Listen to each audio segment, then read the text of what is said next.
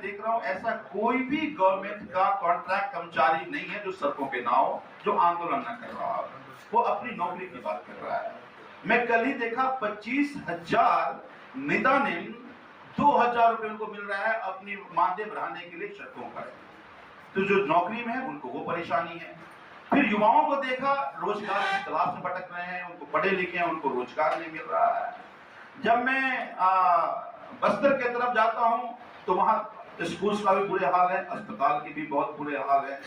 तो मुझे किसानों को देख रहा हूं कि बहुत सारी बातें तो पेपर पे की जाती है, लेकिन जब गांव जाके कहा जाता है कि गोबर बेच के करोड़पति हो गए, मुझे तो एक भी किसान नहीं मिला जिनसे मैं पूछूं कि भाई साहब आप गोबर बेच के करोड़पति वो कैसे हो गए। मैं जानना चाह रहा था, रिसर्च का विषय है ये।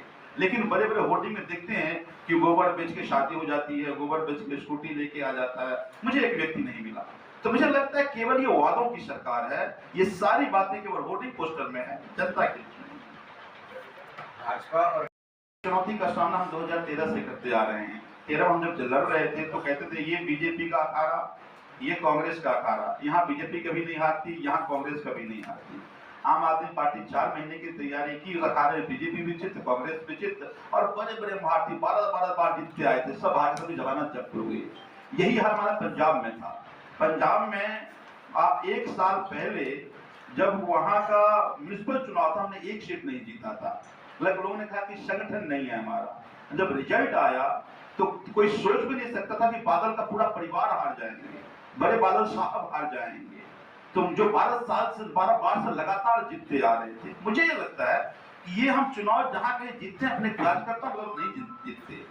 जनता की जो उम्मीदें हैं, जब हम उनके बीच में जाते हैं तो उनको विश्वास हो जाता है नहीं आम आदमी पार्टी आ गई है, ये जनता जन आंदोलन बना लेती है। और उसी का परिणाम है कि पंजाब होता है और दिल्ली होता है। मुझे पूरा विश्वास है छत्तीसगढ़ में भी आप दिल्ली पंजाब जैसा परिणाम आपको देखने को मिलेगा। ये गुड गवर्नेंस पे आपको भरोसा है, दिल्ली के गुड गवर्नेंस पर हमें नहीं, दिल्ली की जनता को भरोसा था। और यही कारण है कि देश में एकमात्र ऐसी पार्टी है जिसको लगातार 2 बार 50% से ज्यादा मत मिला हो। दूसरी बात जो आपने कहा कि मुफ्त की रेवड़ियां, और ये इसी का परिणाम है कि पंजाब के चुनाव में आजादी के बाद से आज तक ऐसी लैंडस्लाइडिंग विक्ट्री कभी नहीं मिली थी। वहां भी हमें 54% मत मिला, ये पहली बार ऐसा हो रहा है। दूसरी बात जो आपने कहा मुफ्त की रेवड़ियां, एक बात समझिए आप, ये मुफ्त की रेवड़ी कौन कह रहा है? और मुझे लगता है मुझे कड़ी आपत्ति है इस बात पे, इसलिए आपने सवाल कड़ी आपत्ति मुझे इसलिए है कि आज अगर वही मुफ्त की चीजें सांसद को मिल जाए, विधायक को मिल जाए, भाई मैं बिजली मुफ्त दे रहा हूं जनता को, विधायक को मिल रहा है, कोई मुफ्त रेवड़ी नहीं कर रहा है। मैं उसको अगर मुफ्त इलाज दे रहा हूं, ये मुफ्त इलाज अगर विधायक को मिल जाए, साथ में कोई नहीं बोलता कि मुफ्त रेवड़ी है। अगर यात्रा में जनता को दे दो मुफ्त रेवड़ी है, नेता को मिल जाए मुफ्त रेवड़ी नहीं है। और लाखों करोड़ रुपया जो बड़े बड़े व्यापारी लूट कर चला गया, उसको किसी ने मुफ्त को नहीं कहा। देखिए हम वेलफेयर स्टेट हैं, वेलफेयर स्टेट होने के हमारे के नाते हमारी जिम्मेदारी बनती है कि अगर हमारा अंतिम व्यक्ति को वेलफेयर नहीं मिल रहा तो हम उसको दें। और हमने दिल्ली में भी दिया और हम पूरे देश में देंगे।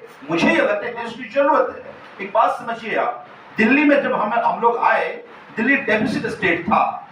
हम अंतिम व्यक्ति को मुफ्त की चीजें भी दे रहे हैं और हम सरप्लस स्टेट भी बन गए। क्यों? केवल एक काम किया हमने कि करप्शन को चेक कर दिया, इतने पैसे आ गए कि बजट भी हमें फायदे में आ गया हमारा और जनता को फायदे मिल रहे हैं। आप राज्य के अलग इसके बारे में आप लोग को जो भी जानकारी प्रश्न आपके मन में है, आप अपने प्रश्नों का सही उत्तर ले सकते हैं। तीसरा टर्म है मेरा और मैं अपने पार्टी का नेशनल स्पोक्स पर्सन भी हूँ और सेक्रेटरी प्रभारी हूँ। आज राजनांदगांव में हमारा आना हुआ। मैं कवर्धा से शुरुआत किया है, एक एक डिस्ट्रिक्ट जा रहे हैं और हर एक डिस्ट्रिक्ट में अपने कार्यकर्ताओं से संवाद कर रहे हैं। अप्रैल में मुझे जिम्मेदारी दी गई छत्तीसगढ़ की, तब मैंने अपने सभी विधानसभाओं में ऑब्जर्वर की नियुक्ति करके एक एक गांव में जाकर हमने गांव संवाद किया था। सितंबर में हमने प्रदेश अध्यक्ष छोड़कर बाकी कार्यकारिणी को भंग कर दिया था। अब हम संगठन बनाने की शुरुआत कर रहे हैं। 2 दिन पहले हमने जिलाध्यक्षों की नियुक्ति करी है और जिला सचिव की नियुक्ति करी है। हमारे राजनांदगांव के जिलाध्यक्ष भूपेश तिवारी जी हैं और जिला सचिव सलमान खान हैं। हमारा जो पूरा स्ट्रक्चर है वो जिला के बाद विधानसभा नहीं, हम ब्लॉक 1 को 5 ब्लॉक में हमने बांटा है। इसके बाद ब्लॉक की नियुक्ति करेंगे और ब्लॉक के बाद हमने सर्कल में बांटा है, यानी 10 पंचायत का एक सर्कल हमने बनाया है और सर्कल के बाद फिर हम लोग गांव की समिति बना रहे हैं। हमारा ये उद्देश्य है, आप सब जानते ही हैं कि दिल्ली में हमारी तीसरी बार सरकार बनी, पंजाब में हमारी सरकार है और अभी गुजरात में हमने चुनाव लड़ने के बाद हम राष्ट्रीय पार्टी बने हैं। ऐसे में पूरे देश में एक अपेक्षा है आम आदमी पार्टी का, Arvind Kejriwal model of governance का।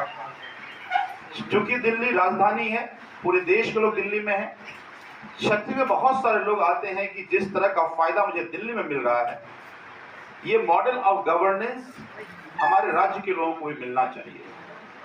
और यही कारण है कि हम सब लोग लगातार संगठन का अपना विस्तार कर रहे हैं।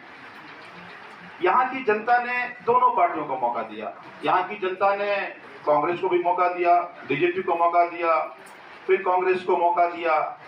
लेकिन आज हालात ये है कि 15 साल भारतीय जनता पार्टी से परेशान होकर के यहाँ जनता ने कांग्रेस को मौका दिया था, लेकिन कांग्रेस भारतीय जनता पार्टी से लूट में 2 कदम आगे बढ़ के साबित हुई। आज जनता यहाँ परेशान है।